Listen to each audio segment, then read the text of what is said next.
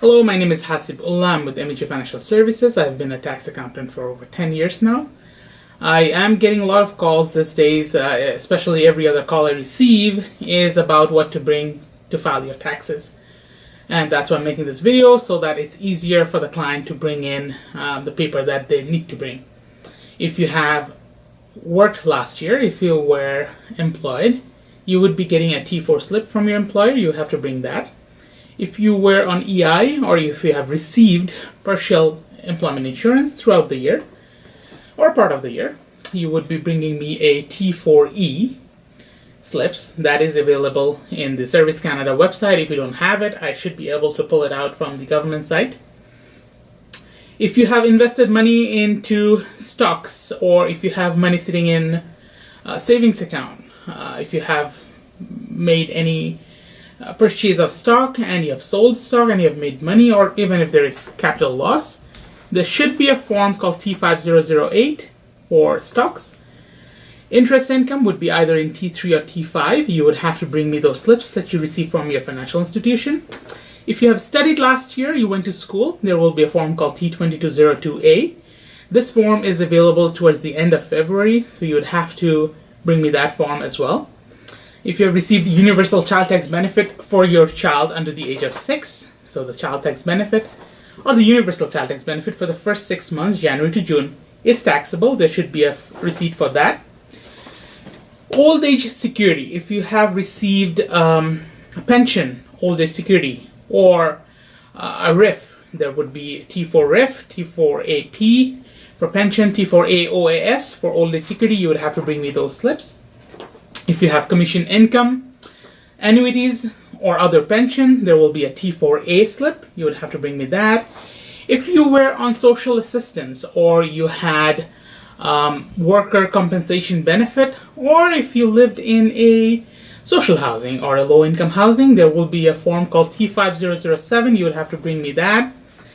Any other slips that shows your income, both your income in Canada and out of Canada, is taxable when you are a resident for Canada. RRSP contribution receipt, if you have put money into RRSP, then you'll be bringing me RRSP slips. The first 2 months, January and February, there will be a separate slip for it for the year of 2017, which is deductible from your income from 2016. You would bring me that. Professional or union dues, if you paid EPEGA membership, or if you're a nurse and you had to pay union dues or professional fees,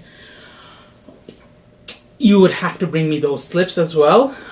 Medical expenses, if your medical expenses is over 3% of your income, you would be bringing me medical expenses receipt. It's better if you go to the pharmacy and ask for a tax receipt for last year. They will print you a summary of how much you have paid for the full year.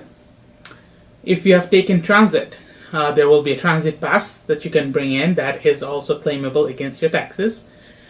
Charitable donation. Any donation you have done to a registered charity can be claimed against your income tax, can be claimed as a credit in your tax return.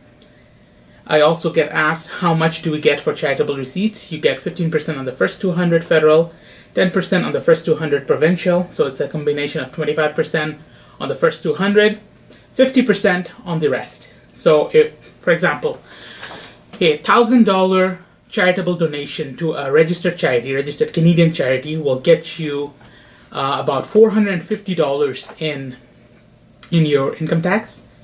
If you are a first-time donor, which means you haven't donated or you haven't claimed any donation after 2007 tax year, you would be looking at an additional $250 of credit. So that means a total credit of $700 can be claimed against your taxes if you had made a donation of $1,000. If you have been a regular donor, you get only $450. That $250 of additional credit on the $1,000 charitable donation can only be claimed if you have not claimed any charitable donation after 2007.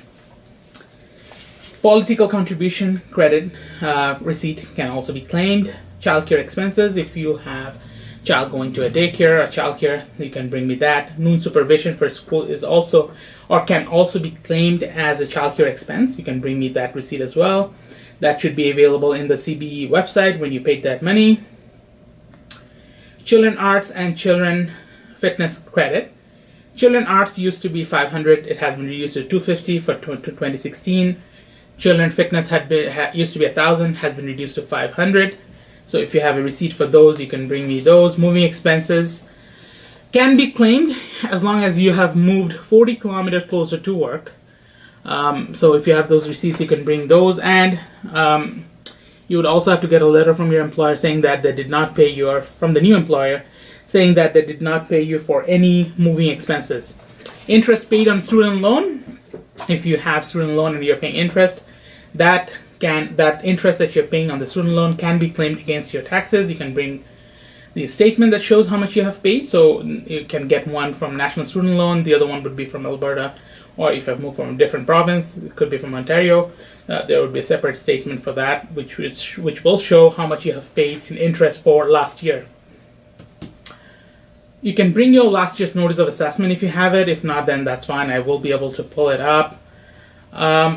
Rental income and expenses. If you have a second property, you need to bring me that information, how much rent you have collected, how much interest you have paid on the mortgage, property taxes, insurance, any repair and maintenance done on the property. If the rent included utilities, you would have to bring me utility bills.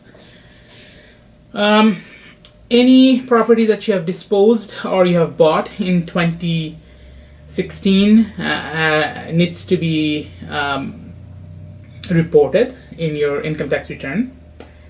When you are a resident of Canada, for tax purposes, all your income, both in Canada and out of Canada, so your worldwide income is taxable. So any income you have from within Canada and out of Canada has to be reported. If you're not sure about any specific slips that you should bring or not, just bring it. If we can use it, we can use it. Otherwise, I'll just put it on the side and give it back to you if we are not able to claim it. But I think that would be, that's what you need to bring. Tuition carryover, if you have carryover from previous year, I should be able to pull that out from the government site. Once you come in, if you're a first-time filer and I don't have authorization on the account, I will process the authorization so that I can look into your previous year returns to see if something has been missed or not. And if it has been missed, I will get it corrected. But most of the carry forwards, we are able to pull it out from the government site. If you're not sure about any slips, again, give me a call, send me a text, or send me an email. All the information are there in mhufinancial.com, or you can look us up on Facebook. We should be there, and also in Google. Information about how to contact us is there.